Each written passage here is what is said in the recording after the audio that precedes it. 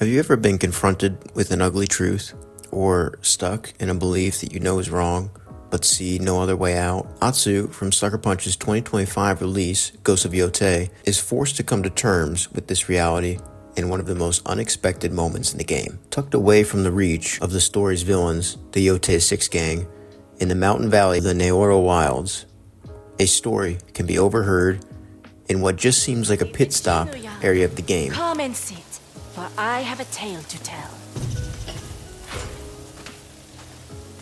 Hello. There once was an owl who caught a salmon upriver.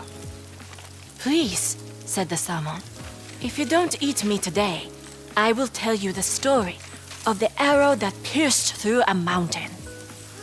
The legend of Opshinopuri. There's no main quest missions at this area, and this area could be skipped over entirely if the player chooses. The story is one of oral traditions, not written down in books, but passed down from generation to generation. The storyteller recounts a confrontation, men from different tribes that are divided. A man who goes by the name of Okikumuni resolves his conflict with a show of skill and power. He uses what seems to be a mythical object, a mugwort arrow. The ghost games are no stranger to magic and myths. Often the tales that can be heard end up to be true. A giant hole in its wake. Seeing this, the Ainu conceded and returned to their homes unscathed. What about the arrow? They say it landed on the other side of the mountain, where a vast field of mugwort sprung. But the caves surrounding it fester with bad kamui, corrupt spirits thirsting for blood. None who have gone in search of Okikurumi's arrow have ever returned.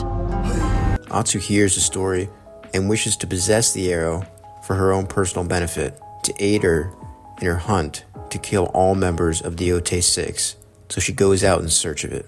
However, what she finds is far more valuable than a weapon. It's not too far in that the player realizes that this was no myth, swollen with tall tales and exaggeration to teach children not to argue. Atsu comes across the kamui from the story, a bear, discolored, full of rage, that seems to possess magical powers of its own, teleporting to the player's location. Upon firing arrows into the beast, the player finds it to be unkillable. It's not until we find the mugwort arrow itself that we can put the beast down. It's after this that the stranger that assisted us in our journey up the mountain reveals that the struggle was not killing the beast we hunted and hid from, but instead killing the beast we hid from within ourselves.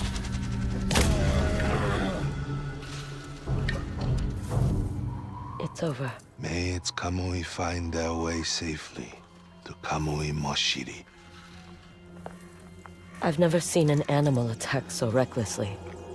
It's easy to be careless with one's life when you've been hurt. If only they found a way to heal their wounds instead. It's not that easy. It rarely is. The man who is later to be identified as Okikumuni himself paints a picture for us. We play from the perspective of Atsu, but here, we play from the perspective of the characters in the game, observing Atsu's rage and seemingly mythical fighting ability. It's here we learn that Atsu is the bear, focusing on her own pain instead of trying to heal it. There's an old saying that oftentimes in trying to destroy our enemy, we become just like him, or worse, like Anakin, converting to the dark side, becoming the very thing he swore to destroy. It's here the player discovers that Atsu's story is not one of revenge and rage, but of tragedy and despair, of misfortune and sadness. She has allowed her circumstance to change who she is. Her father and mother died, being good people, fighting for what is right. Atsu could have chosen another life. She could have moved on from her grief and despair. But like she said, it's not that easy. It's because of this that in the final act of the story, she abandons her brother, who she had previously thought to be dead, to seek revenge, and in turn, leads to his actual death. Granted, a fate he chose when stepping in to help Atsu fight Saito, but he would have never been there in the first place if she had chosen a different path. It's this unique quest line and perspective that makes this tale the best in the game and one of the best retrospective stories in gaming. You met someone in the mountains. An Ainu man. The bad Kamui seemed to leave him alone. Perhaps you were visited by Okikurumi himself. He must have been curious to meet a Shisam who believed our stories. Or he thought you had something to learn. Maybe he was right. Thank you for watching. Please like the video if you liked it. It's not too late to change, and it's not too late to be better than who we are and who we were. Subscribe.